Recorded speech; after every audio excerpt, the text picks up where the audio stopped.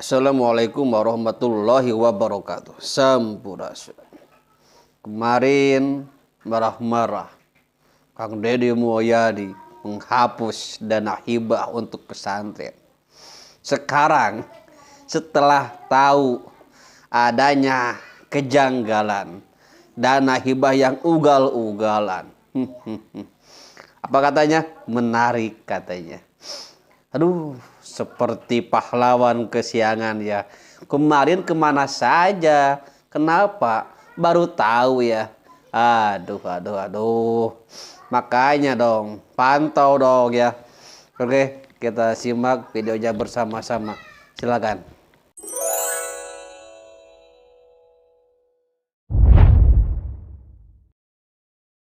Assalamualaikum warahmatullahi wabarakatuh. Sampurasun. Jadi saya tertarik dengan statementnya Gubernur Jawa Barat Kang Deddy Mulyadi terkait dengan pondok pesantren atau yayasan yang pernah mendapatkan bantuan sampai 50 miliar. Atau bahkan misalnya di konten lainnya ada seorang ibu-ibu mungkin dari Pemprov Jawa Barat yang menyampaikan bahwa hibah itu bisa mencapai 3 triliun. Jadi saya tertarik lah untuk mendalami ini, dan kebetulan DPRD sedang melaksanakan pembahasan tentang laporan keterangan pertanggungjawaban Gubernur Jawa Barat 2024 melalui panitia khusus. Nah, sehingga mudah-mudahan ini bisa diketahui secara mendalam lah, benar tidak sih ada hibah sebesar itu. Karena kalau saya cek ya, saya pernah mendapatkan laporan rekapitulasi hibah untuk yayasan pendidikan di Jawa Barat 2021 itu 81 miliar. Yang tertinggi misalnya hanya 2 miliar saja. Lalu ada 1 miliar kepada SMK dan ada kepada pesantren. Di tahun 2022 jumlah hibahnya itu 127 miliar. Enak banget jawabannya. Ada untuk SMK 1 miliar, ada untuk yayasan 1,3 miliar. Yang tertinggi malahan untuk perguruan tinggi negeri di Bogor sana bisa mencapai 23 miliar lebih. Lalu di tahun 2023 jumlahnya 214,9 miliar. Yang tertinggi 2,3 miliar ke yayasan. Lalu ada 2 miliar ke yayasan juga, ada 850 juta ke yayasan juga. Lalu di 2024 jumlah hibahnya 281 miliar. Yang tertinggi hanya 2 miliar kepada SMK, ada 2 SMK lah penerima terbesarnya. Nah, sehingga ya sekali lagi saya tertarik nih kalau ada misalnya yayasan yang bisa 1 juta doang sampai puluhan miliar. Lalu data yang saya terima berarti nggak benar dong apabila ada yayasan yang pernah mendapatkan 50 miliar.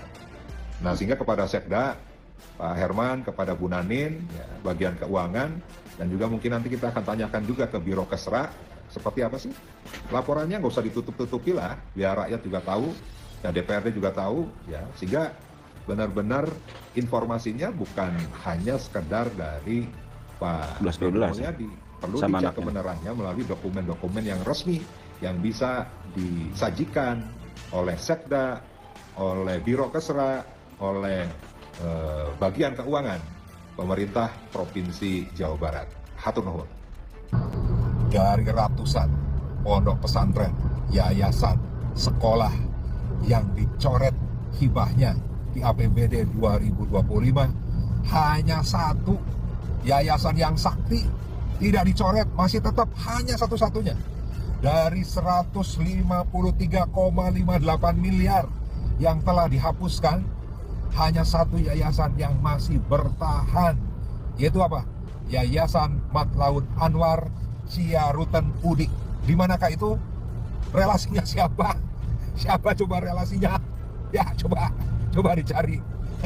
cari. Assalamualaikum warahmatullahi wabarakatuh. Sampurasun.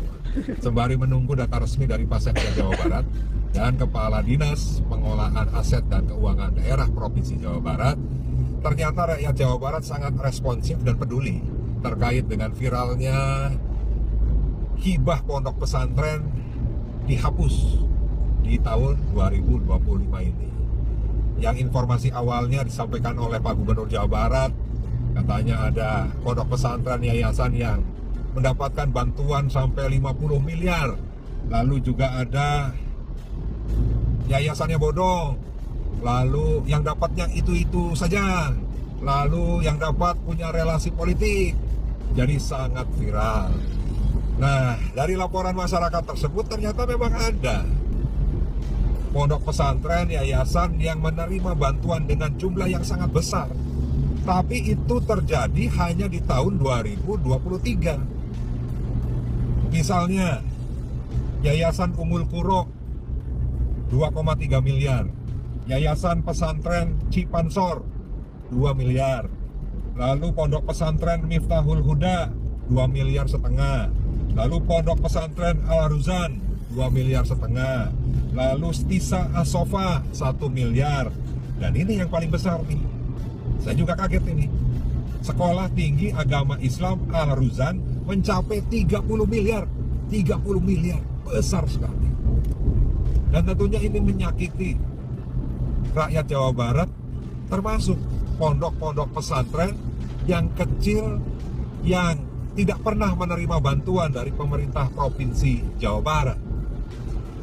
Nah, sehingga harusnya Gubernur Jawa Barat Kang Deddy Mulyadi setelah dilantik ya segera melakukan audit, melakukan verifikasi validasi terhadap pondok-pondok pesantren, baik yang telah menerima bantuan di tahun-tahun sebelumnya maupun yang sudah masuk dalam APBD 2025, divalidasi verifikasi ulang.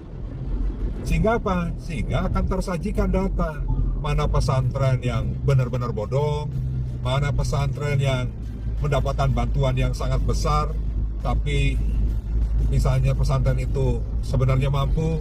Lalu mana pesantren-pesantren kecil yang memang butuh bantuan dari pemerintah?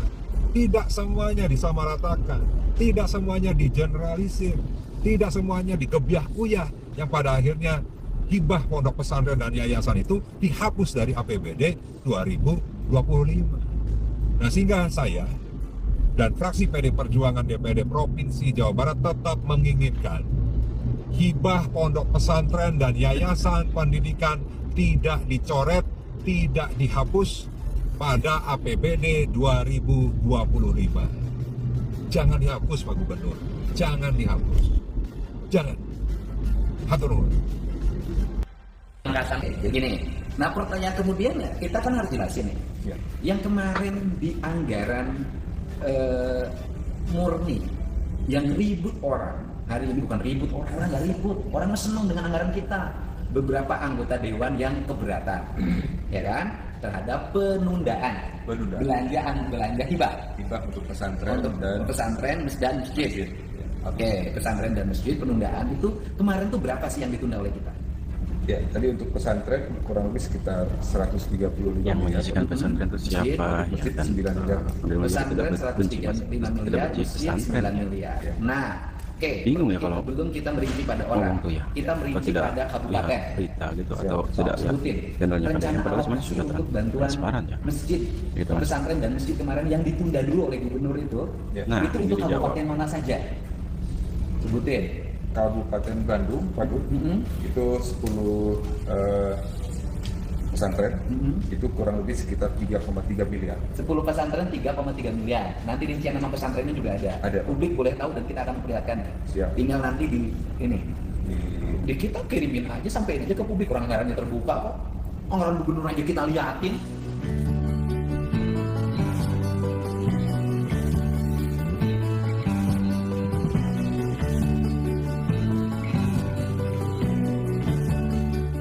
Ngapain ditutupin? Terus. Kabupaten Bekasi, Bekasi. 7 pesantren 2,4 miliar. Oke. Kabupaten Bogor 16 pesantren 6 miliar. Kabupaten Ciamis 35 pesantren 8 miliar. Kemudian Cianjur 22 pesantren 9,6 miliar. Iya. Kabupaten Cirebon 1 pesantren 557 juta. Lebih sedikit. Sangat cuma satu. Kabupaten Cirebon Kabupaten sebagai basis organisasi agama, Ya. basisnya Nahdlatul Ulama, Ya, basisnya Islam tradisional. betul. Di Jawa Barat Islam Hanya satu. NU itu hanya dapat Satu. satu apa?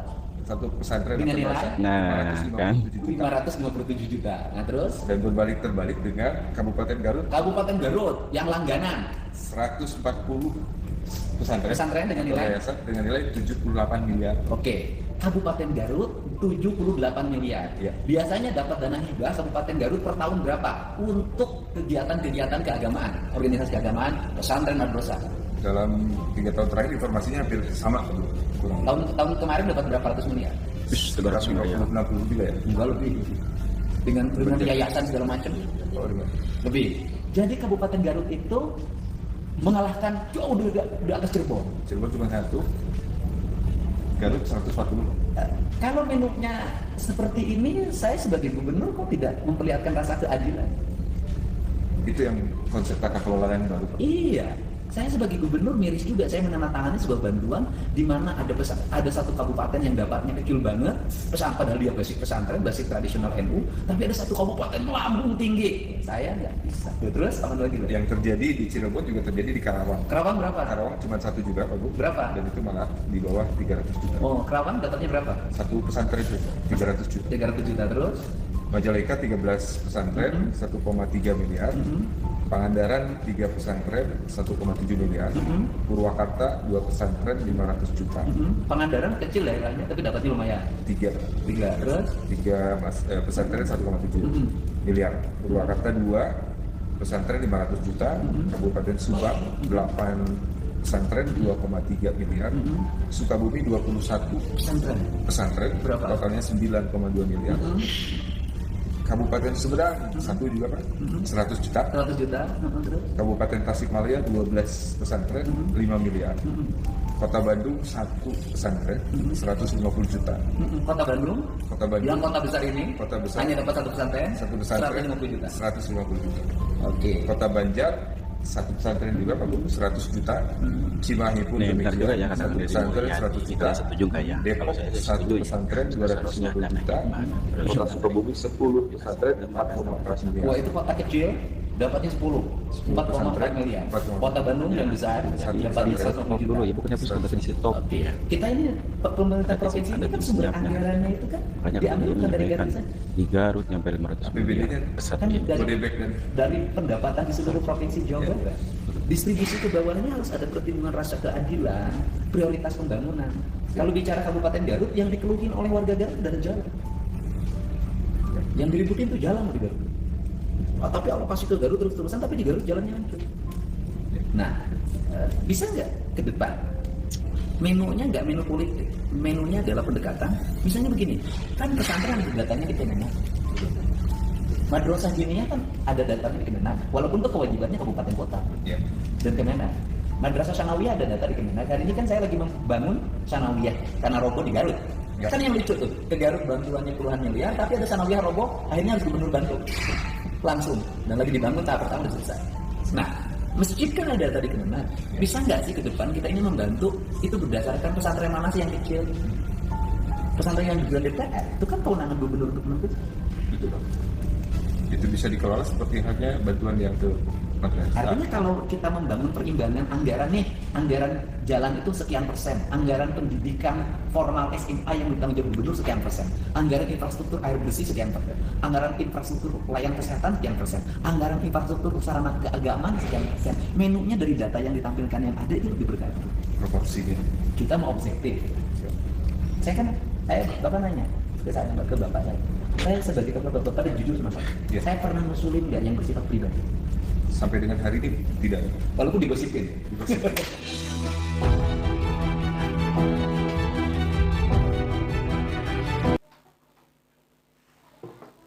Begitu ya. Jadi, dana hibah itu harus mengedepankan aspek keadilan ya. Bukan aspek politik. Kalau aspek politik ya pasti itu saja yang dapat ya. Pesantren kecil, madrasah-madrasah tidak dilirik ya dan tidak mendapat bagiannya. Makanya Kang Deddy ingin membenahi bahwa ini dana hibah harus disalurkan dengan adil ya. Jangan sampai ada manipulatif ya. Kang Deddy mengorbankan politiknya demi keadilan buat rakyat ya. Luar biasa. Oke, sekian, terima kasih. Wassalamualaikum warahmatullahi wabarakatuh. Sampurasun.